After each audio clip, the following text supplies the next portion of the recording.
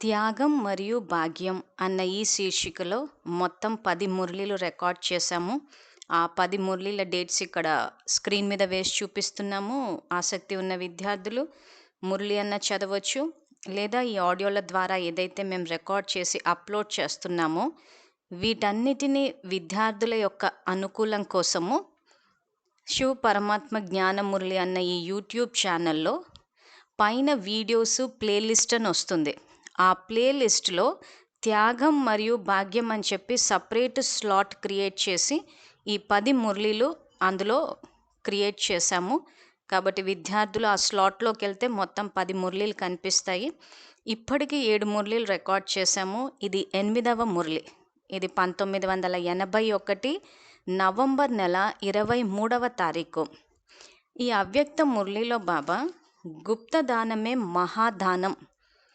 ఇక్కడ బాబా ఏదైతే మనకు త్యాగం చేయాలని చెప్తున్నారో త్యాగం ద్వారా భాగ్యం వస్తుందని చెప్పి మనం ఇప్పుడిప్పుడే చేసి ఇప్పుడిప్పుడే తినేస్తే జమ అవ్వదు అంటున్నారు. మన పుణ్యాన్ని ఎలా జమ చేసుకోవాలన్నదే ముఖ్యంగా ఈ మురళీల యొక్క సారాంశం. ఈ మురళీలు గనక చదివితే ఎక్కడ మనం తప్పు చేస్తున్నామా అన్న స్పష్టత మనకు వస్తుంది. సేవలు చేయటం లేదా అంటే చేస్తున్నాం. ఆ చేసిన తర్వాత వెంటనే ఆ ఫలాన్ని తినొద్దంటున్నారు బాబా. సంతోషము, శక్తి ఇవైతే ఎలాగో అనుభవంలోకి వస్తాయి. అది కాకుండా ఏదైతే ఆ భాగ్యము, ఆ పుణ్యం అన్నది ఉంటుందో దాన్ని జమ చేసుకుంటే వచ్చే కల్పానికంతా సుఖాన్ని అనుభవిస్తారన్నదే బాబా ఈ మురళీల ద్వారా తెలియచేస్తున్నారు. కాబట్టి ఈరోజు ఈ మురళిలో బాబా ఏం చెప్తున్నారంటే, సదా సహయోగి ఆజ్ఞాకారి సుపుత్రులైన పిల్లలతో అవ్యక్త బాబ్దాదా మాట్లాడుతున్నారు అంటున్నారు. సో బాబా మాట్లాడేది అవ్యక్త స్థితిలో కాబట్టి మనం కూడా అవ్యక్త స్థితిలో ఉండి వింటేనే మనకు జ్ఞానం అర్థమవుతుంది. అదే అవ్యక్త స్థితి అంటే ఆత్మాన్న స్థితిలో ఉండి మనన చింతన చేస్తేనే మనకు పాయింట్స్ గుర్తుంటాయి. విద్యార్థులు జ్ఞాపక శక్తి లేకపోవడం వల్ల కూడా బాబా పాయింట్స్ గుర్తుండటం లేదు అంటున్నారు. సో ఇక్కడ పిల్లలకు జ్ఞాపక శక్తి లేకపోవడం అన్నది సమస్య కాదు, మనన చింతన చెయ్యకపోవడం అన్నది సమస్య. ఇక్కడ ఎవరైనా ఒక మాట మనల్ని అన్నా కానీ, అవమానించినా కానీ, నిందించినా కానీ ఒక్కసారి అంటే ఎలా మనకు ఎప్పటికీ గుర్తుండిపోతుందో అదే విధంగా ఇక్కడ బాబా యొక్క జ్ఞానం ఇప్పుడు నిందలు వేస్తే గుర్తుండడానికి కారణము మనం మళ్ళీ మళ్ళీ ఆలోచిస్తాం. మనన చింతన అంటారు, రివిజన్. అదే విధంగా బాబా చెప్పే జ్ఞానం పాయింట్లు కూడా మనన చింతన మళ్ళీ మళ్ళీ ఆలోచిస్తే ఖచ్చితంగా గుర్తుంటాయి, ధారణా స్థాయిలోకి కూడా తీసుకురాగలుగుతాం. కాబట్టి మనకు జ్ఞాపక శక్తి లేదా అంటే ఉంది, కానీ దాన్ని ఎక్కడ వాడాలో అక్కడ వాడటం లేదు. సంగమ యుగం ఇది, సంపాదించుకునే యుగం. ఇటువంటి యుగంలో ఏవో 4 మాటల్ని పట్టుకుని సమయాన్ని వృధా చేయకుండా బాబా ఏదైతే మురళిలో చెప్తున్నారో త్యాగం చేయండి త్యాగం చేయండి అని చెప్పి ఇదే వ్యర్థాన్ని త్యాగం చేస్తేనే అక్కడ పుణ్యం ఖాతా జమ అవుతుంది. లేకపోతే ఎవరో అన్న 4 మాటలు పట్టుకుని ఆ మాటలకే ఉన్న సమయం అంతా పోతుంది. కాబట్టి ఇక్కడ బాబా ఏదైతే మనకు చెప్తున్నారో త్యాగం చేయండి అని చెప్పి ఆ త్యాగం చేస్తేనే మీ పుణ్యం ఖాతా జమ అవుతుంది అంటున్నారు. ముఖ్యంగా ఈ మురళిలో బాబా ఏదైతే గుప్త గోపికలు అంటే ఈ ధన సేవ చేసేటప్పుడు ఏ రకంగా చేస్తే భాగ్యం తయారవుతుంది, పుణ్యం జమ అవుతుంది, పుణ్యం సత్యయోగానికి ఎలా బదిలీ అవుతుంది అన్నదే ముఖ్యంగా ఈ మురళిలో చెప్తున్నారు. కాబట్టి అవ్యక్త బాబ్దాదా మాట్లాడేటప్పుడు మనం కూడా అవ్యక్త స్థితిలో ఉండే వినాలి. దానికి మనం చేయవలసిన సంకల్పము, నేను ఆత్మని శాంతి స్వరూపాన్ని, శివ పరమాత్మ నా తండ్రి. బాబాతోటి టీచర్ అన్న సంబంధాన్ని కూడా జోడించాలి. దానికి మనం చేయవలసిన సంకల్పము, నేను ఈశ్వరీయ విద్యార్థిని, బాబా నాకు టీచరు. బాబాతోటి సద్గురు అన్న సంబంధాన్ని కూడా జోడించాలి. దానికి మనం చేయవలసిన సంకల్పము, బాబా నాకు సద్గురువు, నేను మాస్టర్ సద్గురువును. బాబాతోటి జీవిత భాగస్వామి అన్న సంబంధాన్ని కూడా జోడించాలి. దానికి మనం చేయవలసిన సంకల్పము, బాబా నాకు జీవిత భాగస్వామి, నేను బాబాకి జీవిత భాగస్వామిని. ఈ మురళిలో బాబా ఏం చెప్తున్నారంటే, ఈరోజు బాబ్దాదా ఎవరిని కలుసుకునేందుకు వచ్చారు తెలుసా? ఈరోజు అనేక భుజాలు కలిగిన బాబా యొక్క భుజాలతో అంటే సదా సహయోగి పిల్లలను కలుసుకునేటందుకు వచ్చారు.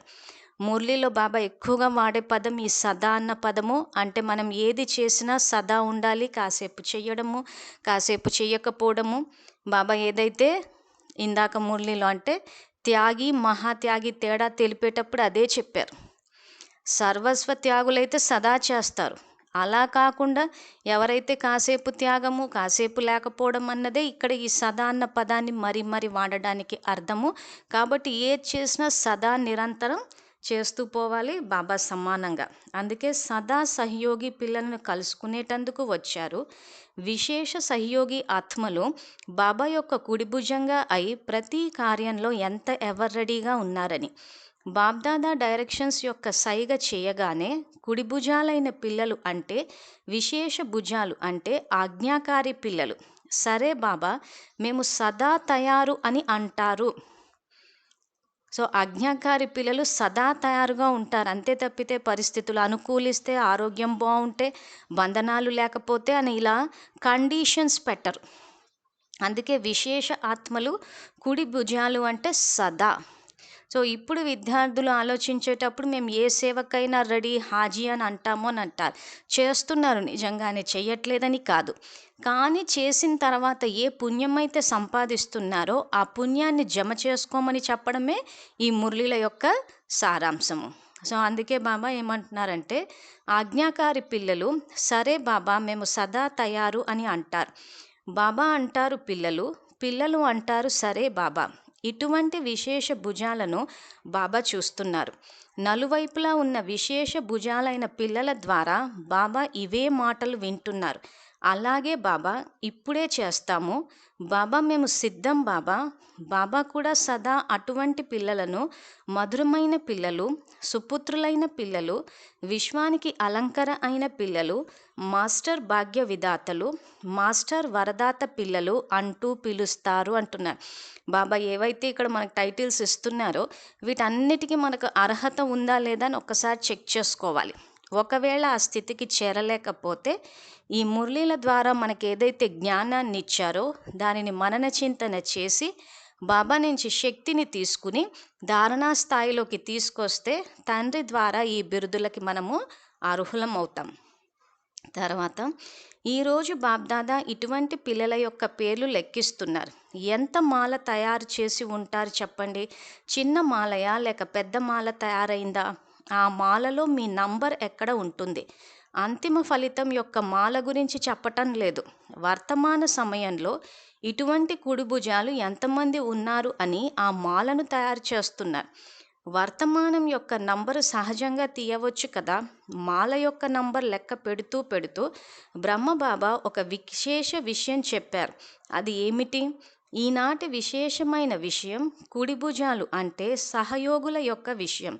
ఈ సహయోగం యొక్క విషయంలో ప్రవృత్తిలో ఉంటూ ప్రవృత్తికి అతీతంగా ఉండేవారు వ్యవహారంలో ఉంటూ సదా అలౌకిక వ్యవహారం యొక్క ధ్యాస ఉంచుకునే అతీత మరియు బాబాకి ప్రియమైన విశేష పిల్లల యొక్క విశేషతను చూస్తున్నారు. వాయుమండలం అనే అగ్ని యొక్క సెగకు కూడా అతీతంగా ఉన్నారు. బాబ్దాదా ఇటువంటి అగ్ని ప్రూఫ్ అయిన పిల్లలను చూశారు. లౌకికంలో ఉంటూ అలౌకిక పాత్రను అభినయించే డబుల్ పాత్రధారుల యొక్క మహిమ ఈరోజు చూస్తున్నారు అంటున్నారు. అంటే గృహస్థు గురించి మాట్లాడుతున్నారు బాబా. ఇక్కడ గృహస్థులో ఉన్న లౌకికంలో ఉంటూ అలౌకిక పాత్రను అభినయించే డబుల్ పాత్రధారులు. సో ఇటు లౌకికము అలౌకికము ఈ రెండు పాత్రలు అభినయించే డబుల్ పాత్రధారుల గురించి చెప్తూ వీళ్లకు వాయుమండలం యొక్క సెగ కూడా తగలటం లేదు అంటున్నారు. సో గృహస్థులో ఉన్నప్పుడు వాయుమండలం కొంత తమో ప్రధానంగా ఉన్నా కానీ ఆ వాయుమండలం యొక్క ప్రభావం కూడా వీళ్ళ మీద పడటం లేదు. ఇలాంటి అగ్ని ప్రూఫ్ అయిన పిల్లలని బాబా చూస్తున్నారని చెప్పి మన మహిమ ఏంటో బాబా చెప్తున్నారు. బాబా మన మహిమ చెప్తున్నారు అని అంటే మనలో ఆ విశేషతలు ఉన్నాయి, అది సాధ్యమే. అంటే అసంభవాన్ని సంభవం చేయగల శక్తి మనలో ఉందని చెప్పి బాబా మనకి తెలియచేస్తున్నారు. తర్వాత ఇప్పుడు మా రాబోయే మహావాక్యాల్లో డబుల్ పాత్రధారులు అంటే గృహస్థులో ఉండే వాళ్ళ గురించే బాబా చెప్తున్నారు.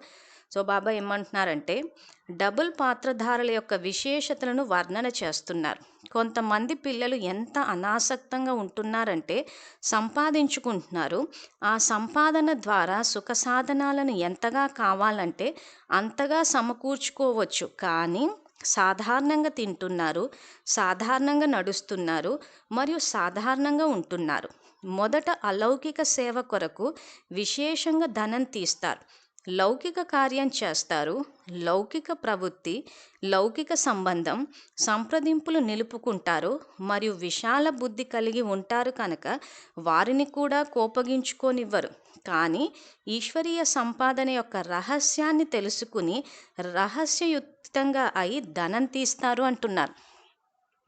ఇక్కడ గృహస్థులో ఉండేవాళ్ళు కొంతమంది ఎంత సంపాదించినా కానీ సుఖ సాధనాలు తెచ్చి పెట్టుకోవచ్చు. కానీ ఇక్కడ వాళ్ళు సాధారణంగా తింటూ, సాధారణంగా నడుస్తూ, సాధారణంగా ఉంటున్నారు. ఇలాంటి వాళ్ళు ఎంత రహస్యయుక్తంగా అంటే ఈశ్వరీయ సంపాదన యొక్క రహస్యాన్ని తెలుసుకున్నారు అంటున్నారు. ఇలాంటి మురళీలు చదువుకుని సేవాదారులు ఎంత రహస్యంగా చేసుకుని ముందుకెళ్తున్నారో మనం ఆలోచించాలి. మనం విద్యాలయంలో ఏంటంటే ఉపన్యాసం ఇచ్చేవాళ్ళని, స్టేజ్ల మీద ఉండేవాళ్ళని, వీళ్ళని చూసి వీళ్ళే సేవ చేస్తున్నారేమో అని అనుకుంటున్నాం. కానీ మా అవగాహనకు కూడా చాలామంది రహస్యంగా సేవలు చేసేవాళ్ళు చాలామంది ఉన్నారు. అంటే ఇక్కడ బాబా చెప్పదలుచుకుంది ఏంటంటే ఎవరైతే ఈ రకంగా సుఖ సాధనాల్ని సమకూర్చుకునే అవకాశం ఉన్నా కానీ సాధారణంగా తింటూ ఉంటూ ఎవరైతే చేస్తున్నారో నంబర్ వైజ్ వీళ్ళు ముందుంటారంటున్నారు. సో విద్యాలయంలో మాకేమీ ర్యాంకులు వద్దు, మేము దానికోసమేమి విద్యాలయంకి రాలేదు కదా అని విద్యార్థులు అనుకోవచ్చు.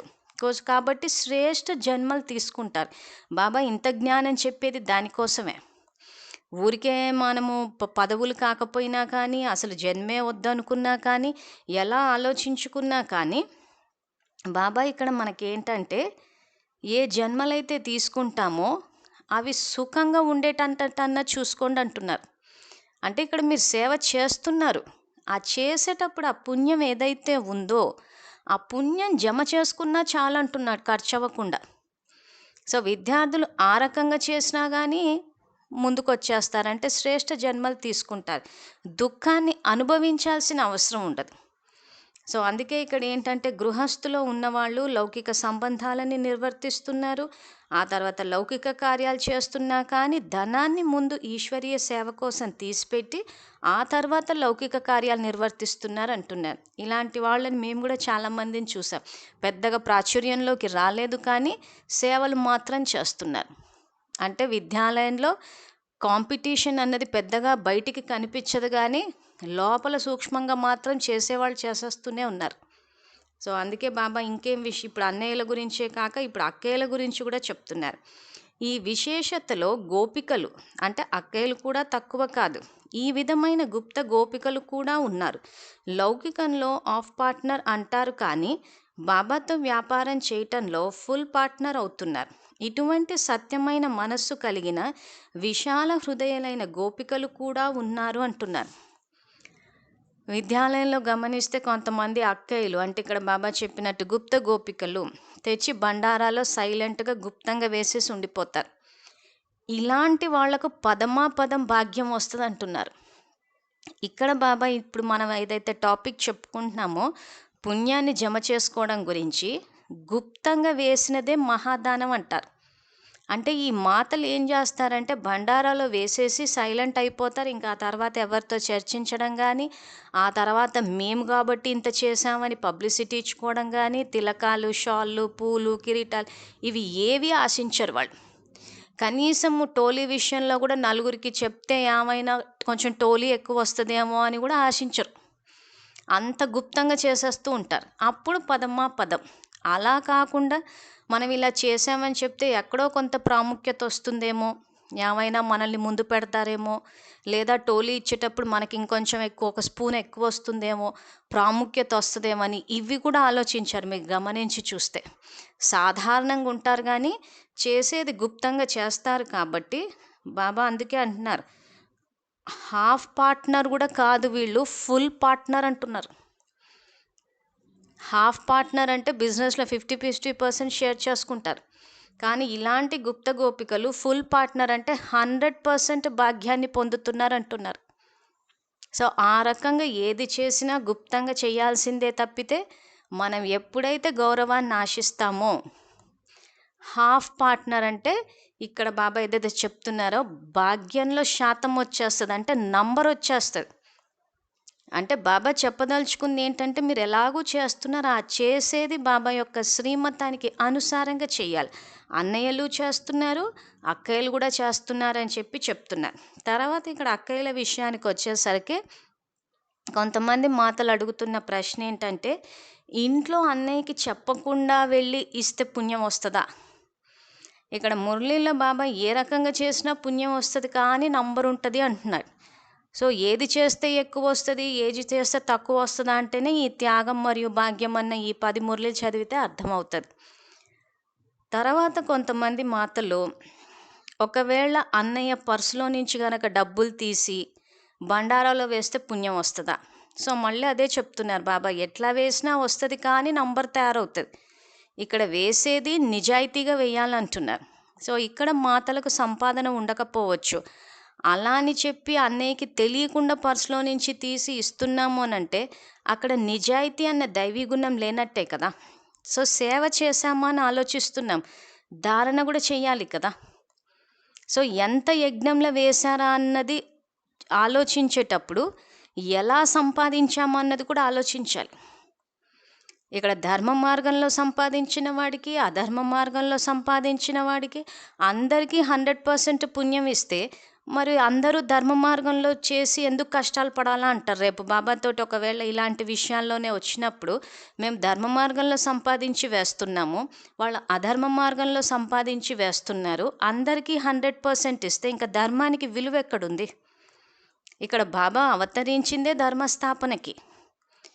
అలాంటప్పుడు ఎలా వేసినా పుణ్యం వస్తుంది కానీ ధర్మ మార్గంలో సంపాదించిన వాళ్లకు పదమాపదం నంబర్ వైజ్. అందుకే మురళీలో చెప్పేటప్పుడు పుణ్యం ఇస్తాను కానీ పూర్తిగా ఇవ్వను అంటాడు. సో అదే విధంగా ఇక్కడ మాతలకు సంపాదన ఉండకపోవచ్చు. కొంతమంది మేము గమనించినంత మటుకు ఆ పెళ్ళిళ్ళప్పుడు పుట్టింటి వాళ్ళు ఏవో ఎకరాలు భూములు ఇస్తారు, అవి కౌలుకి ఇచ్చినప్పుడు ఆ కౌలు డబ్బులు వస్తుంటాయి. అది వాళ్ళ సొంత డబ్బులే వెళ్ళి ఎవరికి తెలియకుండా వేసినా నడుస్తుంది.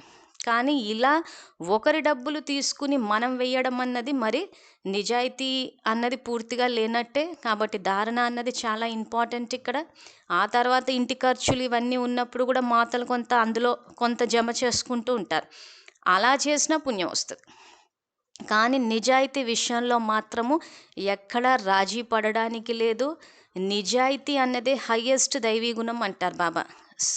పవిత్రత యొక్క సంపూర్ణ స్థితి అని చెప్పి ఈ ఛానల్లో ఏదైతే మురళి అప్లోడ్ చేశామో ఆ మురళిలో బాబా అదే చెప్తారు. ముఖ్యమైన పవిత్రత యొక్క సంపూర్ణ స్థితి అంటే నిజాయితీ అంటే సత్యత. సో అది ఏంటని చెప్పి ఆ మురళిలో చెప్పాం కాబట్టి ఇక్కడ వివరించట్లేదు. కాబట్టి ధన సహాయం చేసేవాళ్ళు ఏదైతే యజ్ఞంలో వేస్తున్నారో ఆ యజ్ఞంలో వేసేటప్పుడు ఇక్కడ ముఖ్యంగా నిజాయితీగా సత్యతతోటి ధర్మ మార్గంలో సంపాదించింది అయి ఉంటే నంబర్ వైజ్ ముందుంటాము. లేని వాళ్ళకు కూడా యజ్ఞంలో వేశారు కాబట్టి పుణ్యం వస్తుంది అంటున్నాడు కానీ వెనకుంటారు అంటున్నాడు. తర్వాత వేసేటప్పుడు బ్రహ్మబాబా టైప్ ఈరోజు మనకు తెలిసిందంటే ఈరోజు వెయ్యాలి అంటున్నారు. అదే అంతిమంలో వినాశనం జరుగుతుందన్న విషయాన్ని గెస్ చేసి వేస్తే కూడా పుణ్యం ఇస్తాను కానీ పూర్తిగా ఇవ్వను అంటున్నారు. సో ధనానికి సంబంధించి కూడా బాబా చాలా రూల్స్ పెట్టారు. ఈ మురళీలు చదివితే తెలిసిపోతుంది. రాబోయే రోజుల్లో ప్రత్యేకంగా కూడా వీడియో చేసి అప్లోడ్ చేస్తాం. సో ఇక్కడ బాబా గుప్త గోపికల గురించి చెప్తూ పాండవులు కూడా ఉన్నారు చెప్పాను కదా. ఈరోజు ఇటువంటి పిల్లల యొక్క పేర్లు లెక్క పెడుతున్నారు. అలాగే ఎకానమీ మరియు ఏకనామీ పిల్లల యొక్క మాలను కూడా చూశారు. తమ సర్వ ఖజానాలు, సమయం, శక్తులు మరియు స్థూలధనం లౌకికంలో పొదుపు చేసి అలౌకిక కార్యంలో ఏ విధంగా ఉపయోగిస్తున్నారు అని. తమ యొక్క విశ్రాంతి సమయాన్ని కూడా తమ కోసం ఉపయోగించుకోవటం లేదు. ధన సంపాదన ఉన్నప్పటికీ కూడా 75% అలౌకిక కార్యంలో ఉపయోగిస్తున్నారు. నిమిత్త మాత్రంగా లౌకిక కార్యాన్ని నిలుపుకుంటున్నారు. ఈ విధమైన త్యాగవంతులైన పిల్లలు సదా అవినాశి భాగ్యవంతులుగా అవుతారు. సో బాబా సేవకు సంబంధించి ఏదైతే మనము ఖజానాలను వేస్తుంటామో, ముఖ్యంగా సమయము, శక్తులు మరియు స్థూలధనం.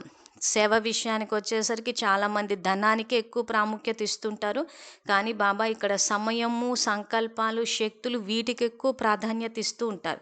తర్వాత ఇందాక చెప్పినట్టు లౌకికంలో పొదుపు చేసి అలౌకిక కార్యంలో, అంటే లౌకికానికి తగ్గించేసి బాబా సేవ కోసమని గనక పొదుపు చేస్తే అలాంటి వాళ్ళని అవినాశి భాగ్యవంతులు అంటున్నారు. అంటే ఇక్కడ లౌకికంలో సుఖ సాధనాలను కూడా త్యాగం చేసిన పిల్లలు భాగ్యవంతులుగా అవుతారు. అవినాశి భాగ్యవంతులు అంటే ఇక్కడ మనం ఏదైతే పుణ్యాన్ని సంపాదిస్తున్నామో దాన్ని ఎవ్వరూ వినాశనం చేయలేరు.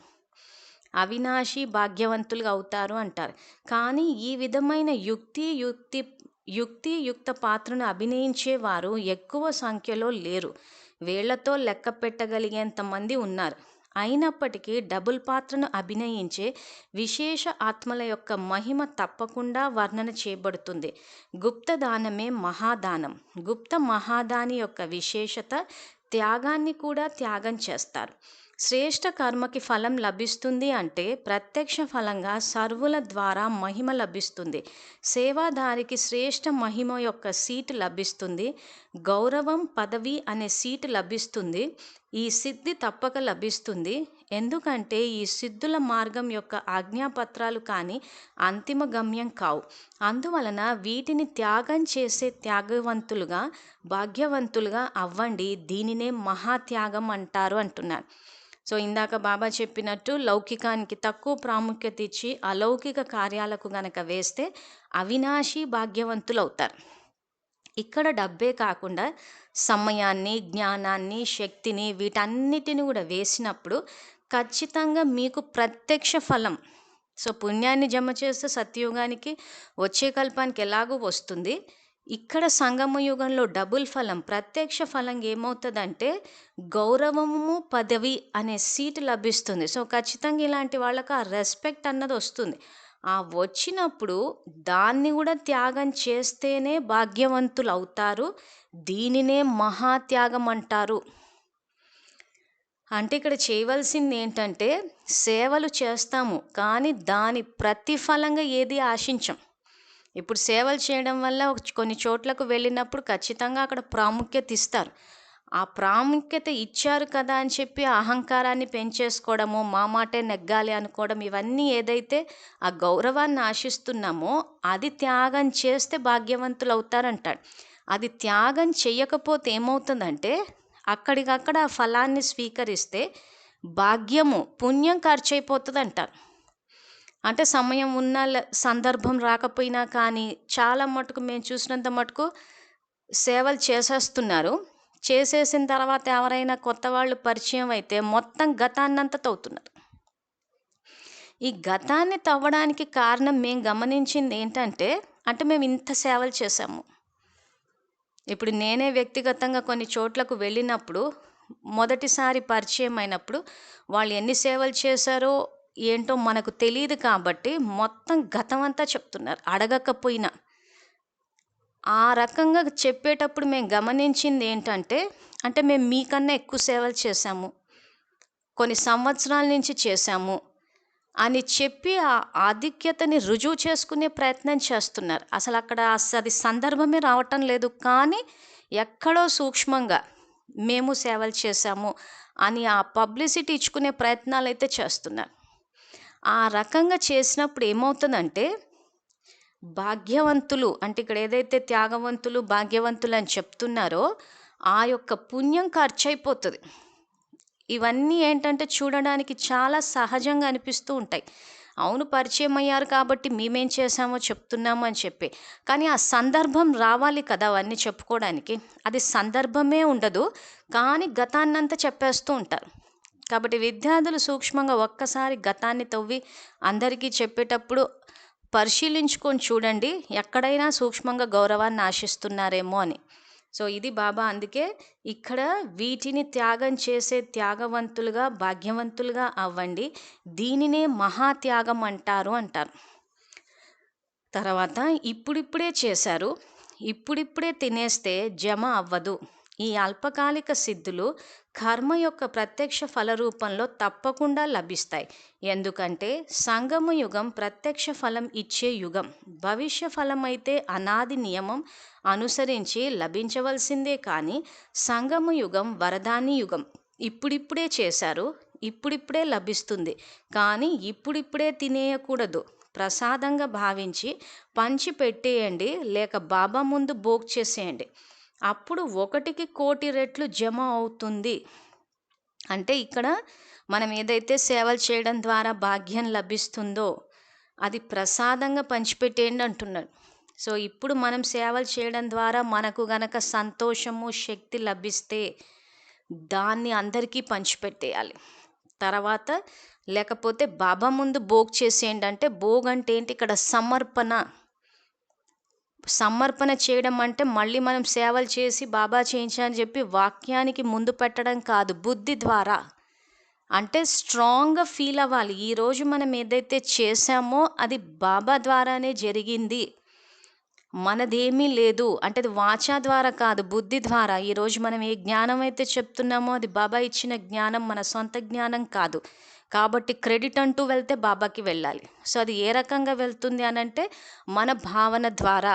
ఈరోజు ఈ జ్ఞానాన్ని చెప్పే అవకాశం మనకు బాబా ఇచ్చారన్న ఆ కృతజ్ఞతా భావము ఆలోచనలో రావాలి. మళ్ళీ నోటి ద్వారా బాబా థ్యాంక్స్ అని చెప్పేసి మళ్ళీ గౌరవాన్ని స్వీకరించేయొద్దు. కొంచెం సూక్ష్మంగా చెక్ చేసుకొని చూడాలి విద్యార్థులు ఇలాంటి విషయాల్ని. అప్పుడు ఈ పాయింట్స్ అర్థమవుతాయి. లేకపోతే పుణ్యం సంపాదిస్తూ ఉంటాం, ఖర్చు చేసేసుకుంటూ ఉంటాం. సో అందుకే అప్పుడు 1కి కోటి రెట్లు జమ అవుతుంది. ఎప్పుడు? అది బాబాకి సమర్పణ చేసేసినప్పుడు, లేదా మనకు లభించిన జ్ఞానము శక్తి సంతోషము వీటన్నిటిని అందరికీ పంచిపెట్టేసినప్పుడు. కనుక వ్యాపారం చేయటంలో తెలివైన వారిగా అవ్వండి, అమాయకులుగా అవ్వద్దు. విన్నారు కదా, వీరు 2వ నంబర్ వారు అంటున్నారు. సో 1టి నంబర్ వారు ఎవరంటే మహాత్యాగులు, గుప్త గోపికలు, గుప్త అన్నయ్యలు అనేది ఏదైతే చెప్పారో, సో గుప్త దానం చేసేవాళ్ళు మహాత్యాగులు నంబర్ 1.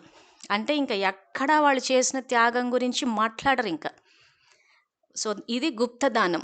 అంటే ఇందాక ఉదాహరణ ఇచ్చినట్టు మొత్తం గతాన్నంతా తవ్వేస్తూ ఉంటారు చాలా మటుకు. సో అది కూడా చెయ్యొద్దు.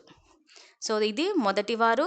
2వ వారు ఏంటంటే చేస్తారు, తినేస్తారు. సో మేము ఇది చేసాము, మేము ఇంత చేసాము అని చెప్పుకున్నప్పుడు అక్కడ ఏమవుతుందంటే పుణ్యం ఖర్చు అయిపోతుంది అని చెప్పి వీరు 2వ నంబర్ వారు అంటున్నారు. సో ఇప్పుడు బాబా 3వ నంబర్ గురించి కూడా వింటారా? 3వ నంబర్ వారు సేవలో సహయోగిగా తక్కువ అవుతారు, కానీ మొదట సీటు తీసుకోవాలనుకుంటారు. సర్వ ఖజానాలు స్వయం యొక్క విశ్రాంతికి ఎక్కువగా ఉపయోగిస్తారు. ఇది 3వ నంబర్ వారు. తో సహయోగిగా తక్కువ అవుతారు, మొదటి సీటు తీసుకోవాలనుకుంటారంటే ఎవరైనా సేవలు చేసినప్పుడు క్రెడిట్ కొట్టేస్తూ ఉంటారు. ఇవన్నీ చిన్న చిన్న విషయాలు మనకు అనిపిస్తాయి, కానీ మరి ఇక్కడైతే మరి బాబా పుణ్యం ఖర్చు అయిపోతుంది, జమ అవ్వదు, మీరు తినేసినట్టు అని చెప్పి అంటున్నారు. సో కాబట్టి విద్యార్థులు ఎవరైతే రాజకుటుంబాల్లోకి లేదా నంబర్ 1 పొజిషన్కి రావాలనుకున్న వాళ్ళైతే ఇవన్నీ మరి ధారణ చేయాల్సి వస్తుంది. కాబట్టి 3వ నంబర్ వాళ్ళైతే సేవలో సహయోగిగా తక్కువగా అవుతారు, మొదటి సీటు తీసుకోవాలని అనుకుంటారు, సర్వ ఖజానాలు స్వయం యొక్క విశ్రాంతికి ఎక్కువగా ఉపయోగిస్తారు. సర్వ ఖజానాలు అనంటే ఇక్కడ బాబా చెప్పే సమయము సంకల్పము ఇవన్నీ ఉదాహరణకి జ్ఞానం అన్న ఖజానానే గనక ఉంటే దాన్ని అనుకూలంగా వాడేసుకుని స్వయం యొక్క విశ్రాంతికి ఎక్కువగా ఉపయోగిస్తారు. ఉదాహరణకి బాబా జ్ఞాన ఖజానాలో అంతిమంలో అందరూ వెతుక్కుంటూ వస్తారు అని చెప్పి కొన్ని మురళీల్లో ఉంది. సో బాబా ఎలాగూ అంతిమంలో వెతుక్కుంటూ వస్తారని చెప్పారు కాబట్టి ఇంకా మనం బయటికి వెళ్ళి చెప్పేది ఏమీ లేదని చెప్పి జ్ఞాన ఖజానాని స్వయం యొక్క విశ్రాంతికి ఉపయోగించుకుంటారు. వీళ్ళు 3వ నంబర్ వారు. లేదా డ్రామాలో వాళ్ళ పాట ఎప్పుడు ఫిక్స్ అయ్యి ఉంటే అప్పుడే వస్తారు. కాబట్టి మనం వెళ్ళి చెప్పి వేస్ట్, డ్రామాలో వాళ్ళ పాట ఉంటే వాళ్ళు వస్తారులే అని చెప్పేసి బాబా ఇచ్చిన జ్ఞాన ఖజానాని స్వయం యొక్క విశ్రాంతికి ఎక్కువగా ఉపయోగించుకుంటారు. ఇది 3వ నంబర్ వారు. తర్వాత మొదటి నంబర్ వారు ఏక్నామీ మరియు ఎకానమీ ఆత్మలు. ఏక్నామీ మరియు ఎకానమీ. ఏక్నామీ అంటే ఒకటే పేరు, నా బాబా. మరియు ఎకానమీ ఇది ఇంగ్లీష్ పదము, అంటే పొదుపు, అంటే సంకల్పాలని పొదుపు చేయడం అని ఉంటుంది మురళిలో. సో కాబట్టి మొదటి నంబర్ వారు ఒకే బాబా స్మృతిలో బాబా ఇచ్చిన ఖజానాలని, మీకు మామూలుగా మురళిలో ఇప్పుడు రాబోయే మురళిలో, ఇప్పుడు ఇది 8వ మురళి, 10వ మురళిలో గనక చూస్తే తక్కువ ఖర్చు ఎక్కువ ఫలితం అంటాడు. అంటే శ్రేష్టమైన సంకల్పాలు వేసి ఎక్కువ ఫలితాన్ని తీసుకొస్తారు. దాన్నే మొదటి నంబర్ వారు ఏక్నామీ మరియు ఎకానమీ ఆత్మలు అంటారు.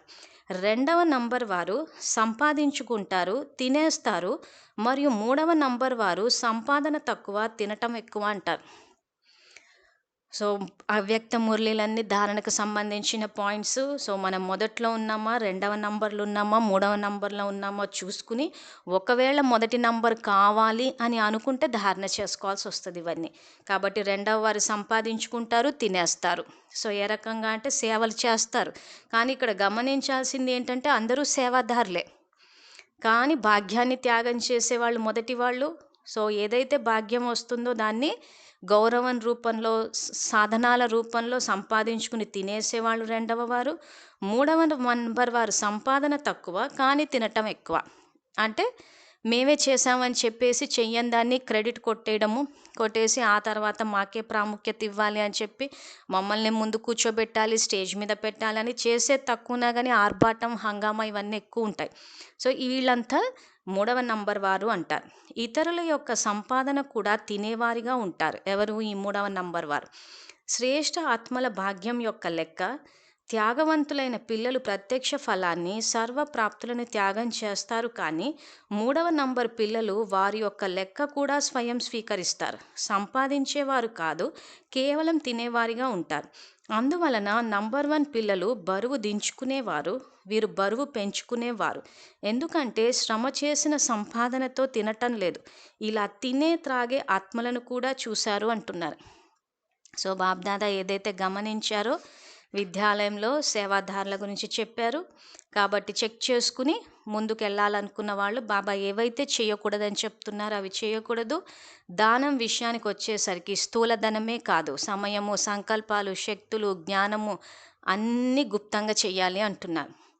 సో జ్ఞానం విషయానికి వచ్చేసరికి ఇక్కడ గుప్తంగా చేసేది ఏముండదు. కాబట్టి జ్ఞానం చెప్తున్న అందరికీ తెలుస్తుంది, కానీ భాగ్యాన్ని త్యాగం చేయాలని చెప్పి బాబా ఇక్కడ చెప్తున్నారు. ఇప్పుడు 3 నంబర్స్ గురించి విన్నారు కదా, నేనెవరు అని ఆలోచించారా? అయినప్పటికీ ఈరోజు ఆత్మిక సంభాషణలో ప్రవృత్తిలో ఉంటూ ఎకానమీగా మరియు ఏక్నామీగా ఉండే పిల్లల యొక్క మహిమ మాటిమాటికి జరిగింది అంటున్నారు. ప్రవృత్తిలో, గృహస్థులో ఉండేవాళ్ళు ఎకానమీ అంటే పొదుపు, అంటే ప్రతీదీ లౌకిక కార్యానికి తక్కువ, అలౌకిక కార్యానికి, అంటే బాబా యజ్ఞ సేవకు ఎక్కువగా సేవ చేసే పిల్లల గురించి ఎక్కువ మహిమ జరిగింది అంటున్నాను. ఈ విధంగా సదా అలాగే బాబా మేము హాజర్ బాబా అనే వారికి సదా స్వయం యొక్క త్యాగాన్ని కూడా త్యాగం చేసి ఇతరులను భాగ్యవంతులుగా చేసేవారికి, సదా బాబ్దాదాతో శ్రేష్ఠ వ్యాపారం చేసేవారికి, సదా సేవలో సర్వ ఖజానాలను ఉపయోగించే వారికి, ఈ విధంగా గుప్తదాని మహాభాగ్యవాన్ ఆత్మలకు బాబ్దాదా యొక్క ప్రియ స్మృతులు మరియు నమస్తే.